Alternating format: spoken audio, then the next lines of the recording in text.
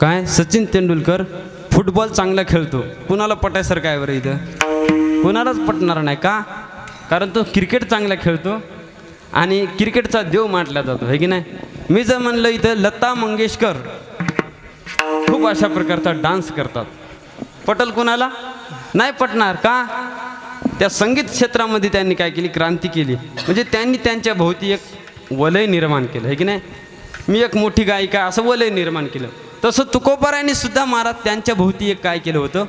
वलय निर्माण केलं होतं. काय वलय निर्माण केलं होतं? तुकोबाराय आणि मागणी.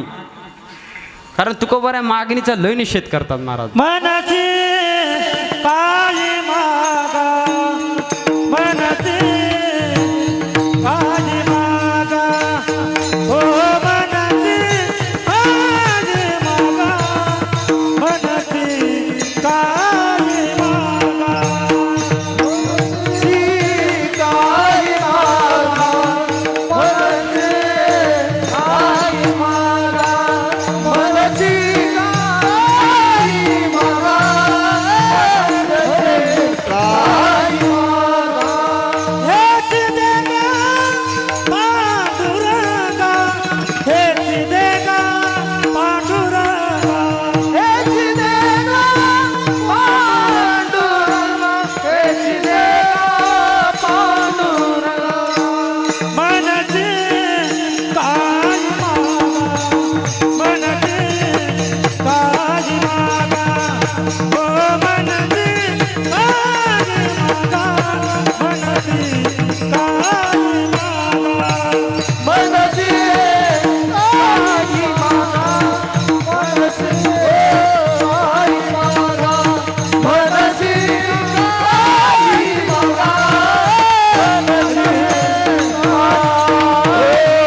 आई मागणे अमानुची वडिलाचे दान दो, वडिलाचे दान दो.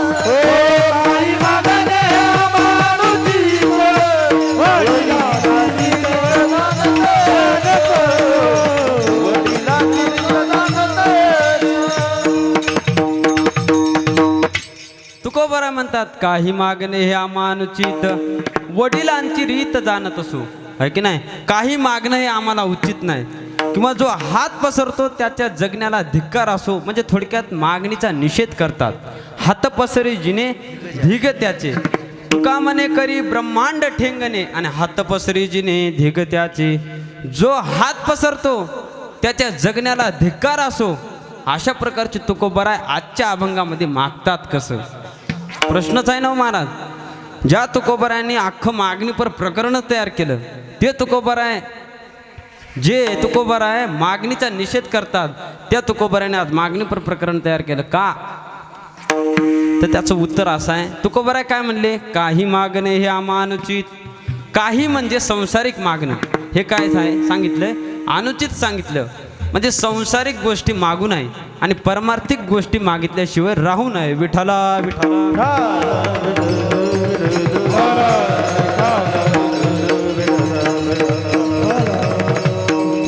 परमार्थिक गोष्टी काय करा? मागितल्याशिवाय राहू नये. संत वेळोवेळा मागणीचा निषेध करतात, पण आज मागतात कसं? यामुळं परमार्थिक मागणी करतात म्हणून संत मागतात. संत जरी मागणीच्या विरुद्ध असले, काय संत जरी मागणीच्या विरुद्ध असले तरी काय मागावं आणि काय मागू नये हे संतांना मात्र चांगलं कळतंय. विठ्ठला विठ्ठला.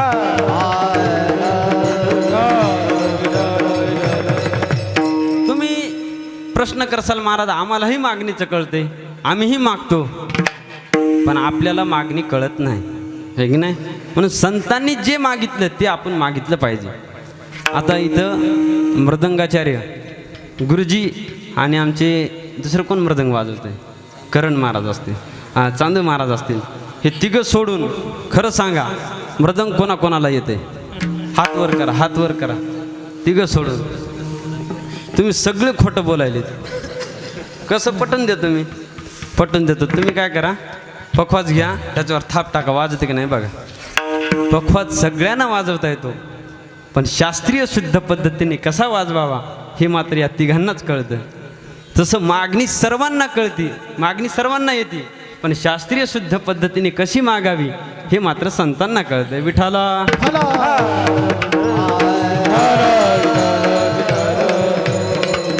किंवा महाराज आपण घर बांधते वेळेस मी तुम्हाला आपल्या पटल अशी उदाहरणं देतो म्हणजे तुमच्या लक्षात येईल. आपण घर बांधते वेळेस काय करत असतो, घराची जागा आपली असते, पैसा आपला असतो, त्याच्यानंतर तो सामान वगैरे हे आपण काय करतो, आपणच घेऊन देतो, म्हणजे सर्व आपलं असतंय. तरीसुद्धा आपण इंजिनियरच्या माध्यमातून किंवा मिस्त्रीच्या माध्यमातून घर बांधतो की नाही. तसं मागणी आपल्याला जमत असली तरी आपण काय केली पाहिजे, संतांच्या साहाय्याने संतांच्या माध्यमातून ती मागणी मागितली पाहिजे. किंवा रोग आपल्याला झाला परंतु तरीही आपण डॉक्टरच्या सल्ल्याने गोळ्या खातो का, कोणत्याही गोळ्या उठलं का सुटलं खात बसतो, नाही ना, मरून जासाल नाही की नाही. म्हणून कोणतीही गोळी नाही खायचं मग डॉक्टरच्या सल्ल्याने आपण त्या गोळ्या खातो. कित्येक उदाहरणं द्यायसारखी आहेत महाराज, दृष्टांतच आहे की नाही. किंवा आणखीन एक तुम्हाला उदाहरण द्यायचं झालं, आपलं भांडण लागलं, होतात प्रत्येक गावातच भांडण होतात. रामकृष्ण हरी. तर भांडण लागल्याच्या नंतर महाराज जरी आपली बाजू सत्याची असली, काय आपली बाजू सत्याची असली तरी आपण काय करतो, वकिलाच्या माध्यमातून न्यायालयात मांडावं लागतं. आपली बाजू जरी सत्याची असली तरी वकिलाच्या माध्यमातून ती न्यायालयात मांडावी लागते. तसं मागणं जरी आपल्याला येत असेल तर आपण संतांच्या माध्यमातून ती मागणी केली पाहिजे. विठाला विठाला